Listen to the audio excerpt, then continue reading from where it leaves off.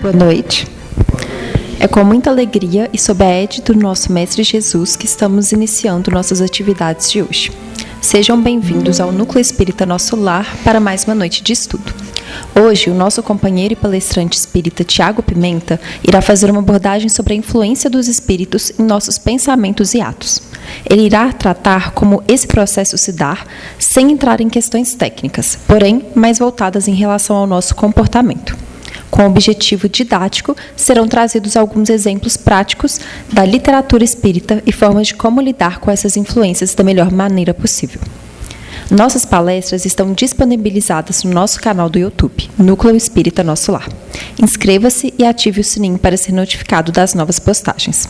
Para falar sobre o tema, é com muita alegria que convidamos agora o nosso amigo Tiago Pimenta, que é palestrante espírita e colaborador do Núcleo Espírita Nosso Lar. Seja bem-vindo, Tiago. Boa noite. Todos bem?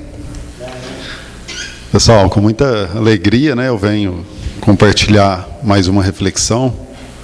Muita alegria e muita responsabilidade também, Sempre que a gente vai falar sobre a doutrina, um cuidado que a gente tem que ter, que é algo que inclusive eu peço nas minhas orações antes de começar, é que a nossa vaidade, o nosso orgulho não venha interferir na nossa assimilação, e principalmente na exposição do tema que a gente se propõe. Então, como foi dito aqui no resumo de abertura, esse tema ele é extremamente vasto. Então, não vou entrar em tantas questões técnicas, mas o objetivo é trazer alguns pontos, ligar algumas experiências que a doutrina compartilha com a gente, e a gente conectar esses pontos e ter um pouco mais de visão, um pouco mais de conhecimento sobre o tema. Tá?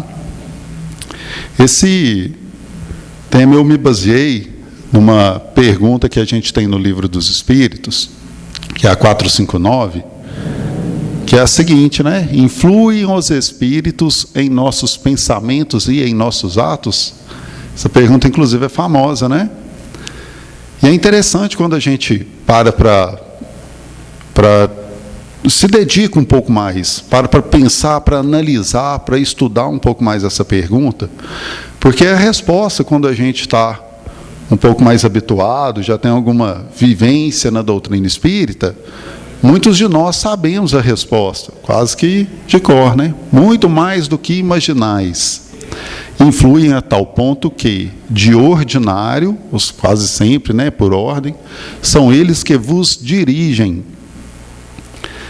E como eu disse, quando a gente para refletir, a gente para pensar, para analisar, que é o que a gente, se propõe num culto do lar, para fazer um estudo, uma palestra, durante um estudo na casa mesmo, que a gente reflete com calma ali aquelas questões, algumas palavras me chamam a atenção. Principalmente a última, dirigem. Porque quando a gente fala de dirigem, é no sentido de dar direção, não é verdade? Então, se eu trouxer, por exemplo, o exemplo de uma empresa, nas empresas existem os diretores das empresas, não é isso? E qual que é a função desse cargo? Ele vai dar direção à sua equipe. Ele vai falar para onde essa equipe deve ir, não é isso? Como eles devem fazer, Não é nessa linha? A gente pode puxar para esse ponto. E por que eu acho interessante a gente mencionar isso? Porque a gente ser dirigido, a gente não é necessariamente obrigado, não é verdade? Porque numa mesma empresa, quando esse diretor, ele estabelece uma direção, aquela equipe nem sempre vai conseguir executar exatamente o que ele sugeriu. Então, pode ser que a gente tenha êxito ou não, pode ser que a gente tenha, inclusive, a questão da gente querer acatar essa sugestão ou não, ter êxito na execução do que foi sugerido ou não. Então, são vários fatores que a gente deve analisar. Isso me chamou um pouco de atenção nessa resposta.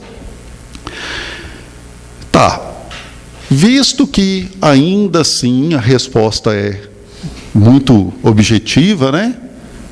Afirma que esses espíritos, né, que os espíritos de ordinário são eles que nos dirigem. Vamos falar um pouquinho, a minha proposta é o quê? É trazer alguns exemplos de como que esse fenômeno se dá. Quando eu chamo de fenômeno, não estou dizendo que seja um fenômeno sobrenatural, não de forma alguma. A gente vai ver alguns exemplos aqui em relação a isso. Algo que eu vou mencionar antes, alguns desses pontos que eu vou começar a trazer e depois a gente vai conectá-los, é algo que eu vi no livro As Dores da Alma. Eu achei muito interessante, eu acho que é um ponto que a gente já pode, talvez, começar a trabalhar nele.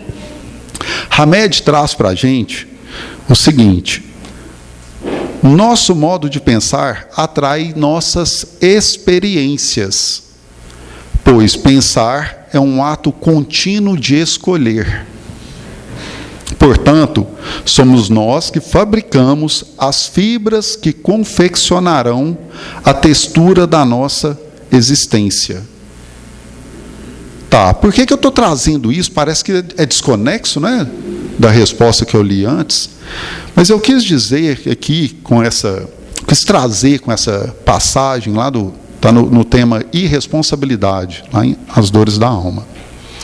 Eu quis dizer que o que a gente experimenta tem muito a ver com o que a gente pensa. É nessa linha. Porque quando eu me coloco numa empresa, num empreendimento, eu me sujeito a ser dirigido, eu estou me colocando, né, exposto a experiências. Não é verdade? Então vamos lá. Outro ponto que eu vou trazer também, para depois a gente tecendo essa teia aí, é um texto, né, muito breve, que está lá no livro Roteiro. Esse livro foi psicografado pelo Chico, né? Quem ditou foi Emmanuel. E lá nesse livro diz o seguinte: as bases de todos os serviços de intercâmbio entre desencarnados e encarnados, acho que eu tenho ele aqui no... Tenho aqui, ó. As bases de todos os serviços de intercâmbio entre os desencarnados e encarnados, que é importante, desencarnados e encarnados, repousam na mente. Opa, esbarramos no pensamento aí de novo, né? Não obstante as possibilidades de fenômenos naturais, ou seja, não é nada fora do comum, no campo da matéria densa, levados a efeito por entidades menos evoluídas ou extremamente consagradas à caridade sacrificial.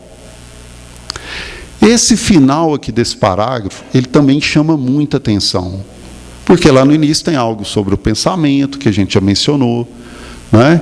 No meio ali também diz que esses fenômenos não são obstantes as possibilidades naturais, né? Não quer dizer que são coisas extraordinárias. Mas no final tem algo que nos chama atenção, que esse fenômeno ele pode ser levado a efeito por entidades menos evoluídas ou extremamente consagradas à caridade sacrificial.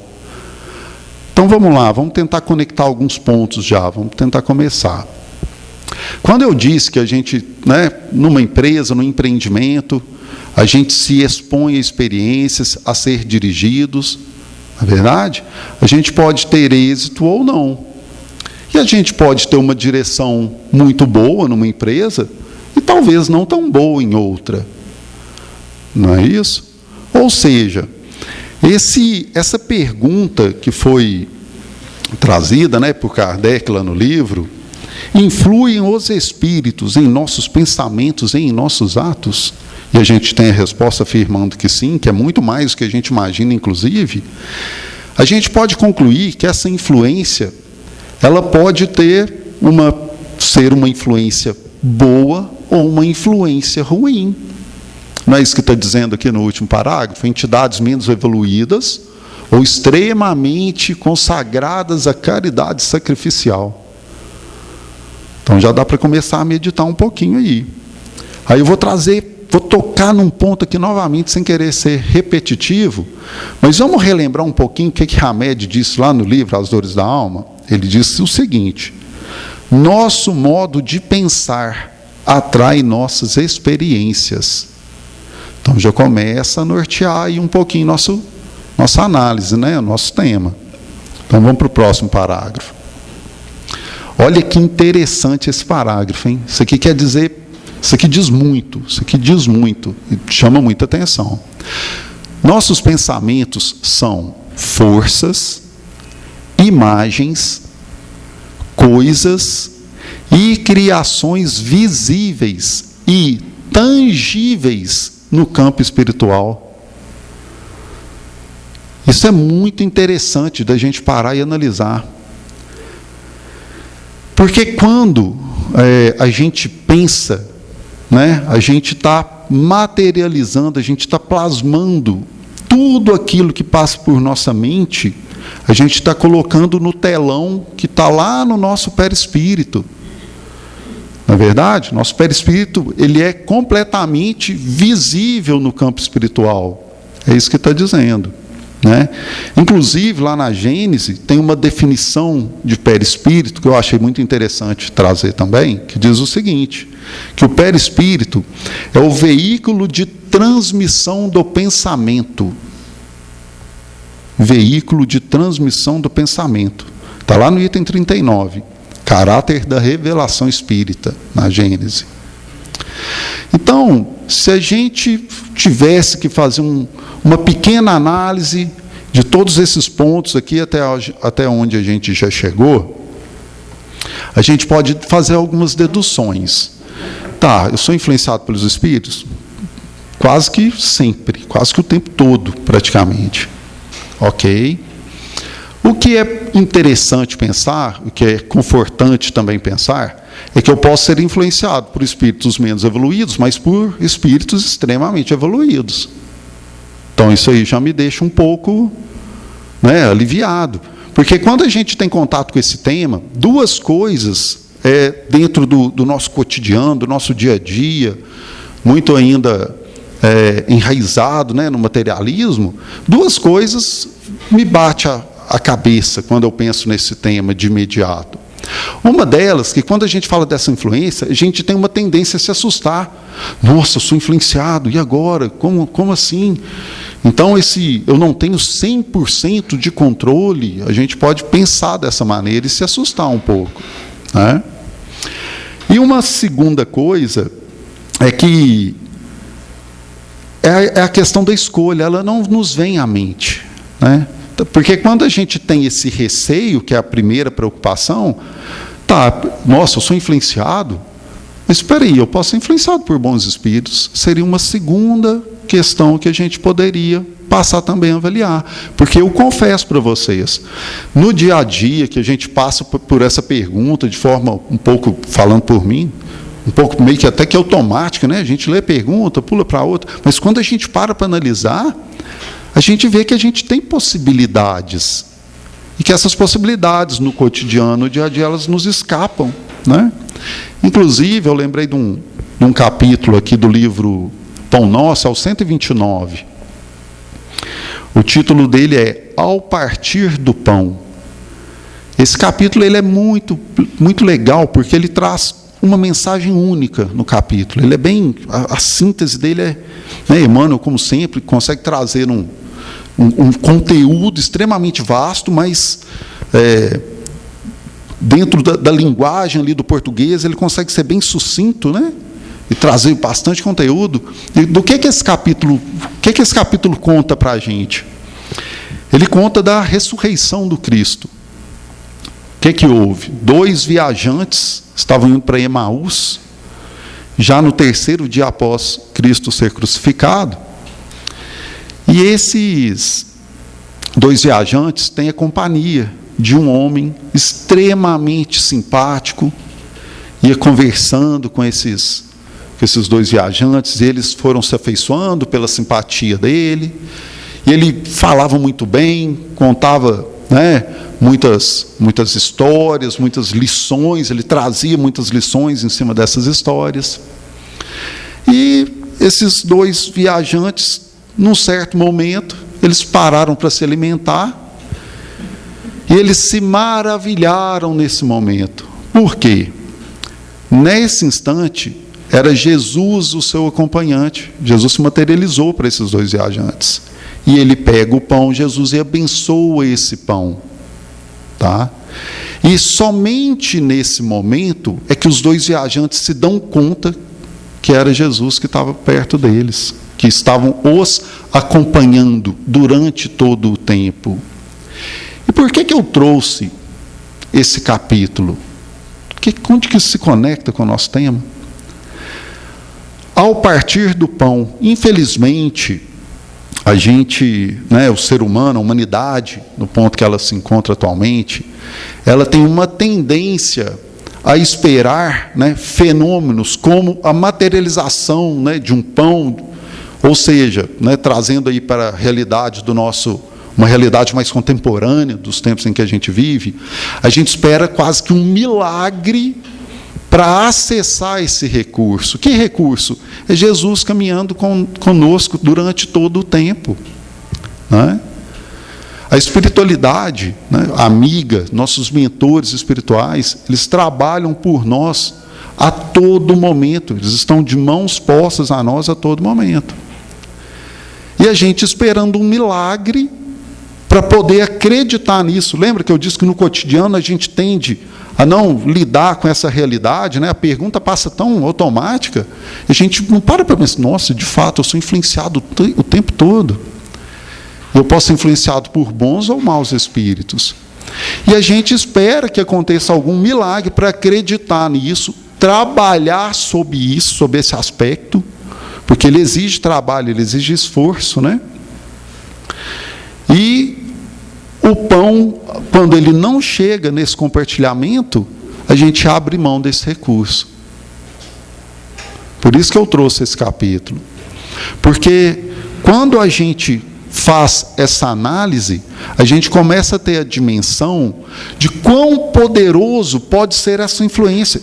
Pode ser, não, do tanto de poder contido nessa influência. E é essa influência que a gente cabe a nós escolher diante de nossa postura, de nossa conduta, e nos permitir, né? A verdade é essa, nos permitir a ser influenciados. Por quais espíritos? Eu entendo que todos nós queremos ser influenciados por bons espíritos. E como que nós vamos fazer isso? Como que a gente vai atrair esses bons espíritos? Porque Hamed disse aqui para nós que é uma escolha, que é o nosso modo de pensar que atrai nossas experiências, né? Aqui também, Emmanuel trouxe no livro Roteiro, que os pensamentos são forças, imagens, coisas e criações. Ok? Sabendo disso, e também de algo que Terezinha Oliveira escreveu no livro Iniciação ao Espiritismo, ela diz o seguinte, que é a definição de perispírito que eu já disse. O que a Terezinha trouxe para nós nesse livro? Com seus sentimentos e pensamentos habituais, ela está falando de psicosfera, né? Da nossa psicosfera individual que cada um temos. Com seus sentimentos e pensamentos habituais, o espírito, encarnado ou não, isso também é muito importante, influi sobre os fluidos do seu perispírito e lhes dá características próprias. Como emana constantemente esses fluidos, que o acompanham em todos os seus movimentos, fica envolto neles, formando sua aura, que Kardec chama de atmosfera individual. Então, como eu já disse, é um recurso que nos é ofertado, ou pode ser uma cilada, de acordo com as nossas escolhas, com a nossa disciplina principalmente, né? Inclusive, Hamed diz em Dores da Alma, nesse mesmo trecho, que não pensar é também uma escolha nossa. Então, sabendo que a gente pode pensar, pode produzir coisas que são tangíveis, visíveis no campo espiritual, coisas boas ou ruins, e que isso vai definir a nossa psicosfera, a gente já começa a entender o que a gente está colocando no nosso outdoor. Qual que é a função de um outdoor, de uma placa? Não é chamar a atenção de um público-alvo? Olha que interessante essa analogia. Eu vou colocar um outdoor numa avenida que passa um público específico, para que esse público veja aquele outdoor e tenha acesso àquela informação para acessar aquele recurso que está sendo divulgado. O que é que nós, então, sabendo que o nosso perispírito é esse veículo do nosso pensamento, que ele projeta isso no campo espiritual, o que cada um de nós vamos escolher para colocar no nosso outdoor, na nossa placa? E quando a gente para pensar nisso, é tão difícil falar dessa escolha, né? Porque quando a gente é fechado ali no trânsito, parece que não dá tempo de escolher, não. Você já quer soltar logo a mão na buzina ali, talvez um palavrão. Né? Essa educação do espírito é algo que cabe a cada um de nós. Não é verdade? Eu gosto muito de dizer, gosto muito de uma análise, inclusive, que a gente tem que entender, que é muito útil entender que somos ainda espíritos num nível de evolução considerado a crianças, espiritualmente falando, e que isso nos deixa com acesso a informações que são extremamente úteis no sentido de, nessa fase espiritual, a gente ainda tem enraizado muitos instintos ainda, instintos reativos, principalmente, de sobrevivência, igual um cachorrinho ali, você vai mexer na vasilha de ração dele, ele vai rosnar para você, pode ser quem coloca comida para ele, ração para ele todo dia. Na maioria dos casos, você mexe na ração dele enquanto ele está comendo, ele vai rosnar. Por quê? Ele se sente ameaçado. Está tirando algo dele que é necessário para a sobrevivência dele.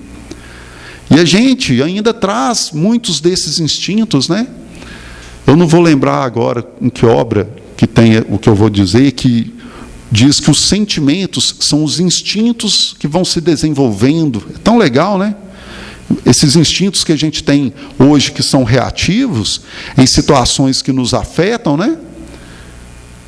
Eles, uma vez que a gente tem a disciplina, que a gente vai se conhecendo principalmente, vai se melhorando, o se conhecer é fundamental. Que se a gente não souber o que a atitude do outro nos mostra, e quando eu digo nos mostra, é porque a atitude do outro que nos incomoda, vai mostrar para a gente, numa autoanálise, aonde somos vulneráveis. E aí que está esse auto-melhoramento. A gente identificar dentro de nós mesmos, na nossa intimidade, essa vulnerabilidade e trabalhar essa vulnerabilidade para a gente, de fato, se curar. Então, esses sentimentos, esses instintos que hoje a gente tem, que traz essas reações no trânsito, talvez na família, a pessoa falar algo que você não concorda, que a gente não gostou, a tendência é hostilizar aquela pessoa. Então, esses instintos a gente vai trabalhando, vão se transformando em sentimentos. E a disciplina, nesse momento, é muito importante. Porque, por mais que a gente ainda não tenha esses sentimentos sublimes, esses sentimentos desenvolvidos, se controlarmos, pelo menos, a nossa reação, tanto externa, mas quanto interna, no pensamento, a gente já começa a controlar a escolha do que a gente vai colocar no nosso outdoor, do que a gente quer colocar à vista, que vai nos conectar a essas influências. Então, toda essa complexibilidade, que na verdade parece ser tão complexo, mas ao mesmo tempo é relativamente simples, A partir do momento que a gente entende, difícil é praticar isso. Mas entender é passivo, sim. A doutrina está aí para nos mostrar isso, descortinar todo esse processo, para que a gente tenha acesso, e possa lançar a mão desse exercício que tem que ser diário. Hoje mesmo eu vi um exemplo. Eu estava vendo TV e passou um caso de uma gravação de uma conversa. E eu, lembrando da palestra, eu comentei com a minha esposa assim, já não pode falar qualquer coisa não, pode ser gravado a qualquer momento. Eu pensei assim, que ilusão terrena é essa? Não é falar, a gente não pode, não deve, principalmente, pensar. A gente tem que cuidar do pensamento antes de qualquer coisa. É muito interessante isso, e é desafiador, visto ainda que, infelizmente, o egoísmo, tendo como parceiros aí na nossa intimidade a vaidade, o orgulho e esses instintos que a gente ainda traz, que estamos aqui para melhorá-los, eles vão nos induzir num pensamento reativo a todo momento. Por mais que a gente já consiga talvez não falar, não falar já é algo extraordinário, porque a gente sabe que revidar é algo que quase que cultural. Você vai deixar fazer isso com você? A gente não vê isso, talvez, no trabalho, Você vai deixar, você vai levar, dizer, não, eu não levo desaforo para casa. Então, isso é quase que cultural, do falar. O do pensar, então, mais complexo ainda. Esse é tem que ser o nosso arroz com feijão. Na verdade, eu vou trazer um exemplo que está na literatura espírita, está lá no livro Ação e Reação. É um exemplo que bem, como pode-se dizer, bem complexo. É uma história ela é triste, uma história, mas ela nos faz refletir.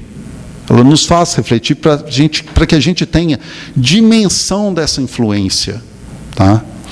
Essa história se dá com Antônio. Antônio era um fazendeiro.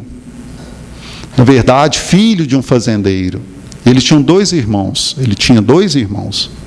Leonel e, vou lembrar o nome do outro, Clarencio.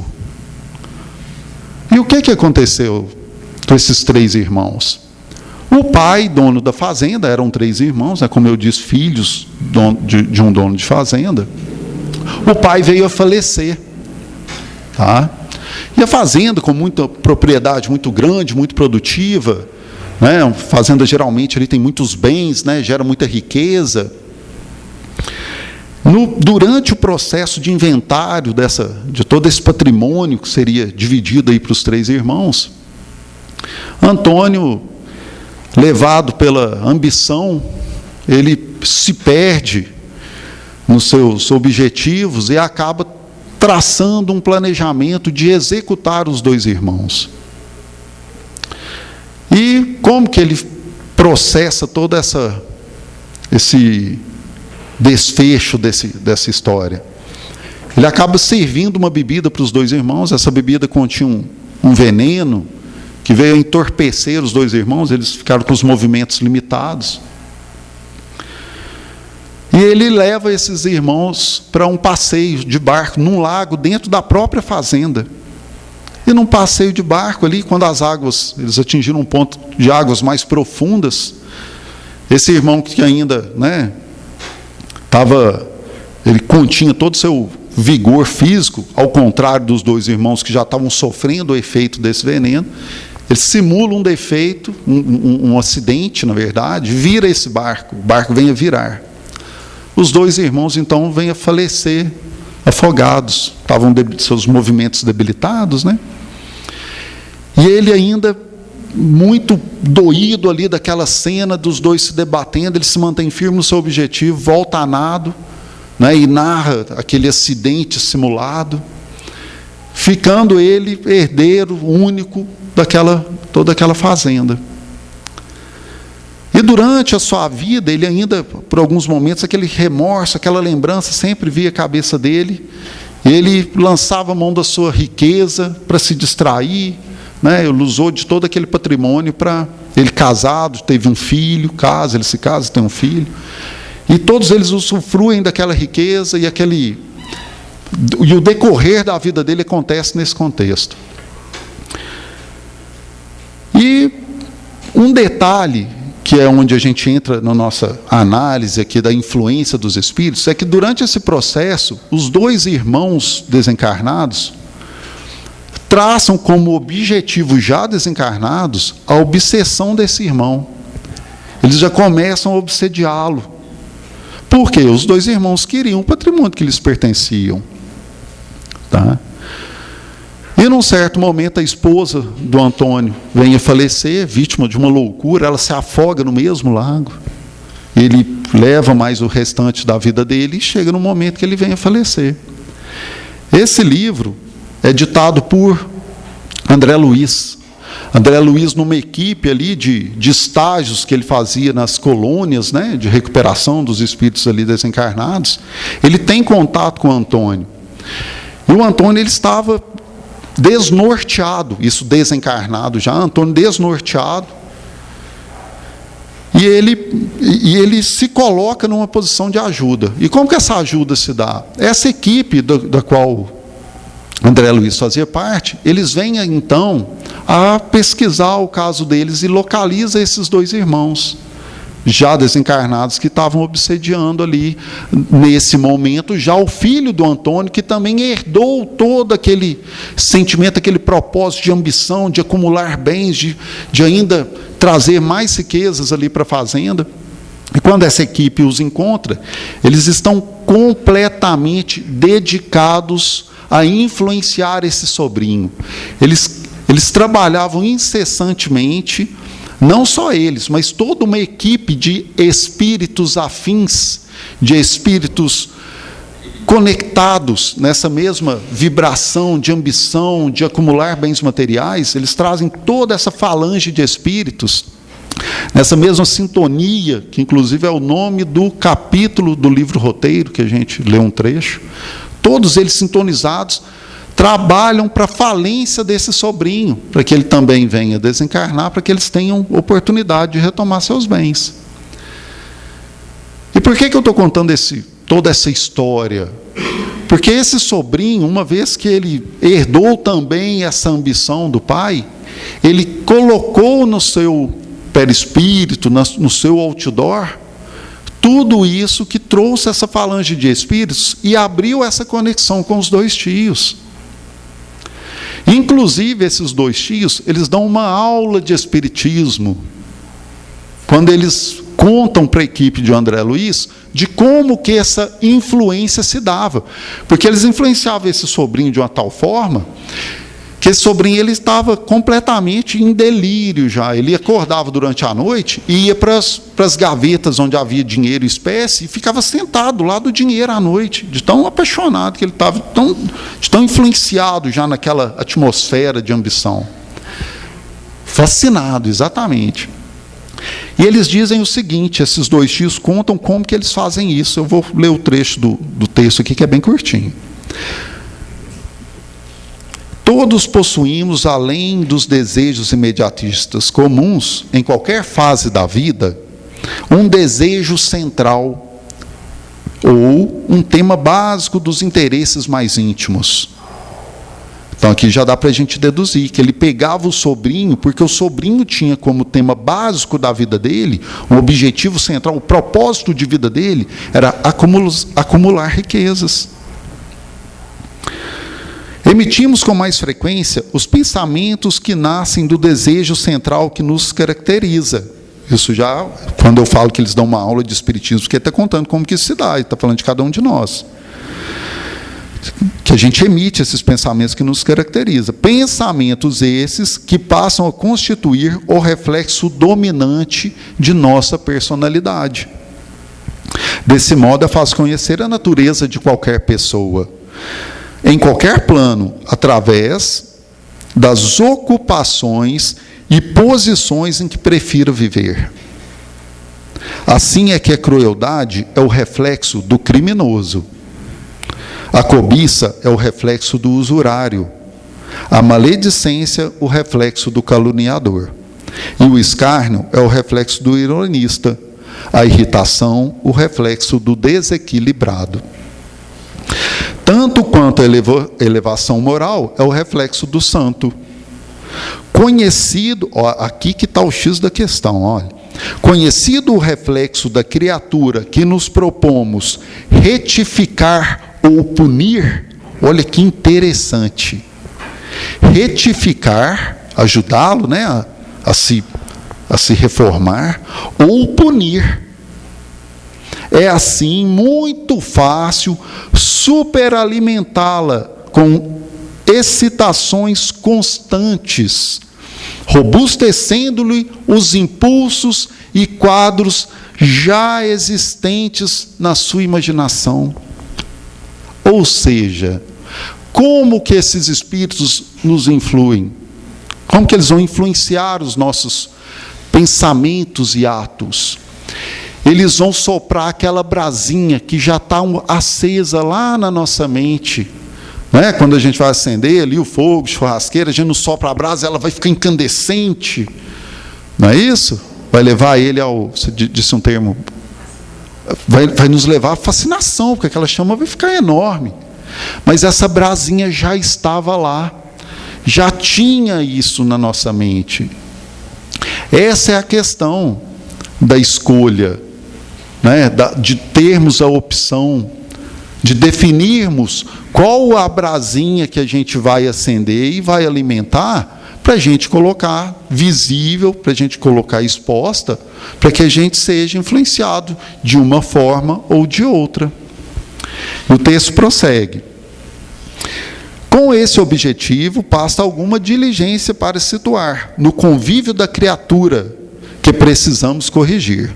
Foi a questão da diligência, né? Eles encaminham também outros espíritos. São vários, não eram só os 2 tios. Né? A gente se expõe a uma multidão de espíritos, tanto encarnados quanto desencarnados. Entidades outras que se lhe adaptem ao modo de sentir e de ser.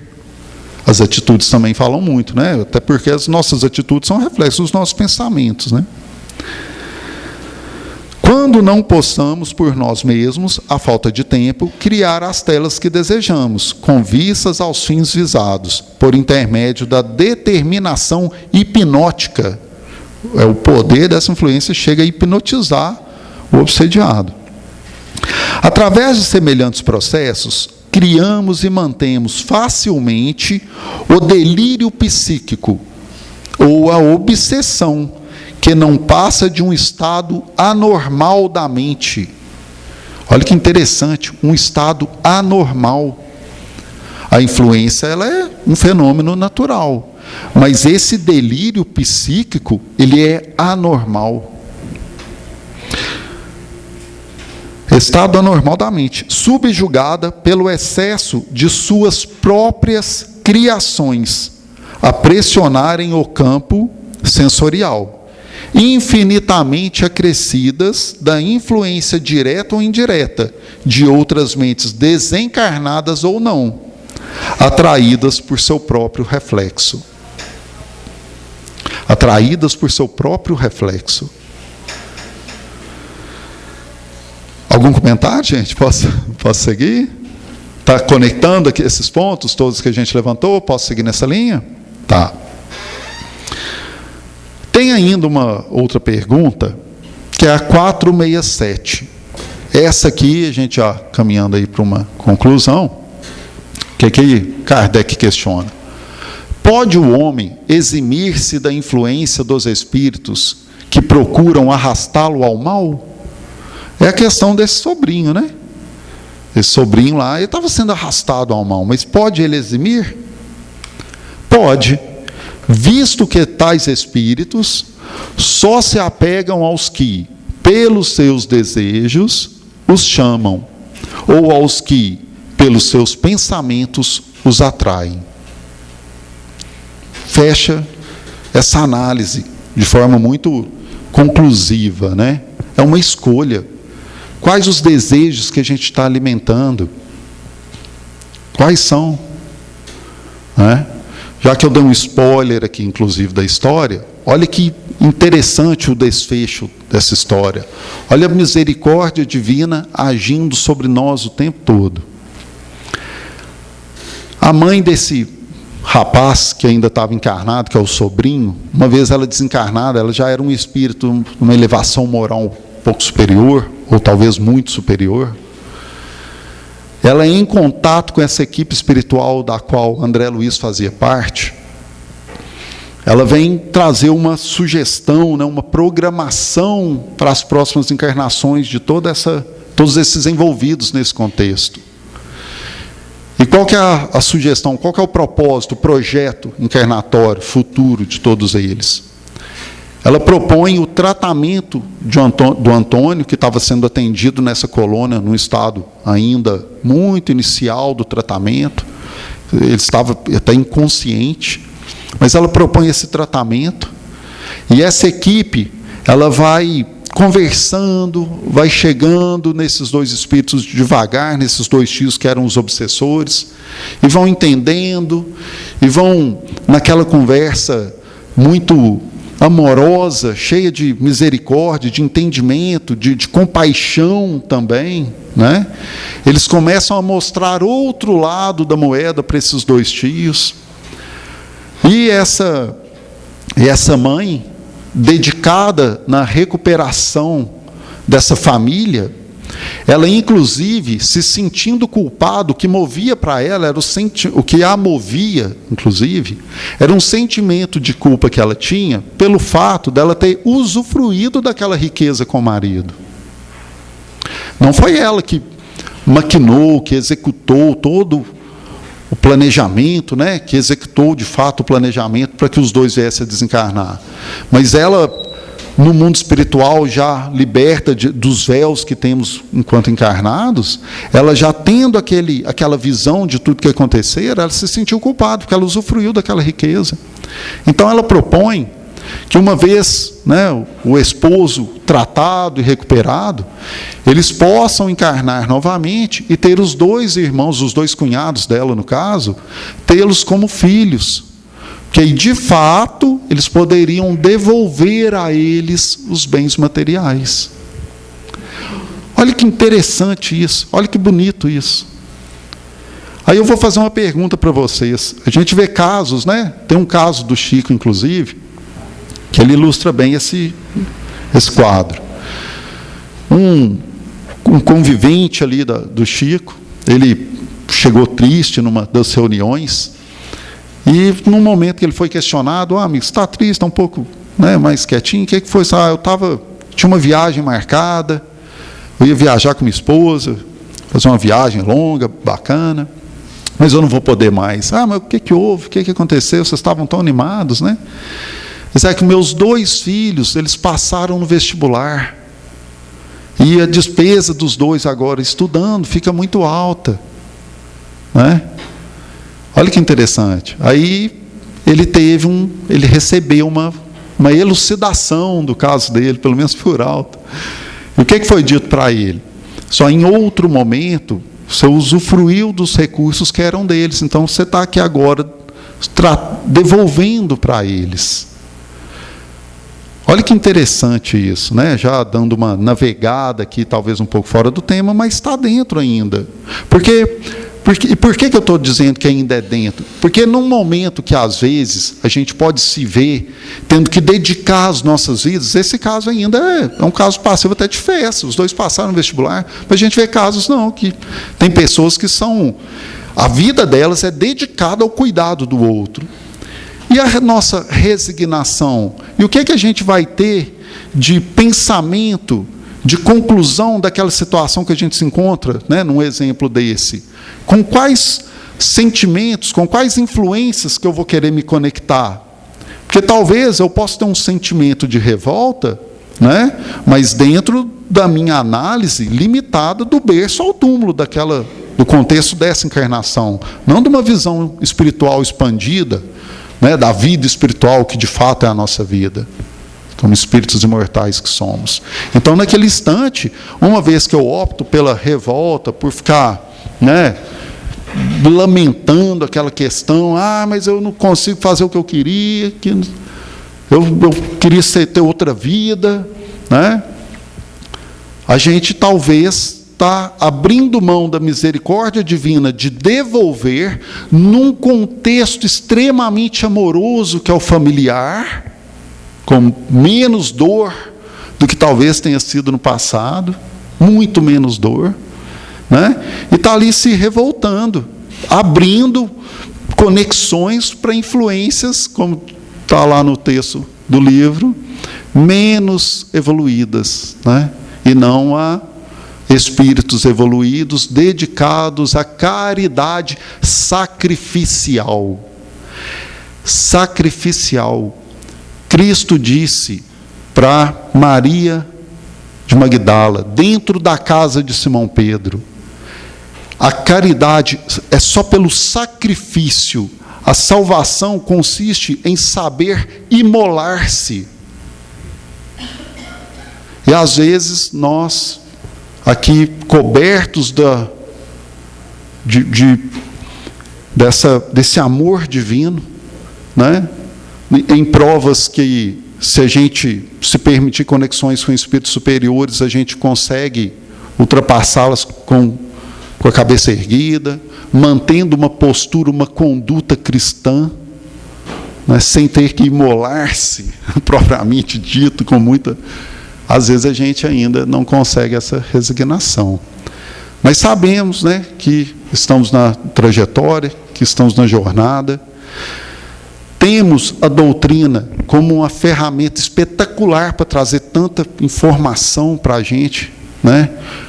Me sinto extremamente privilegiado, presenteado, não sei nem um termo adequado, por ter contato com uma doutrina tão libertadora, além de consoladora, como, né, Cristo nos avisou que teríamos. Vou enviar um Consolador prometido. Ela nos consola e nos liberta.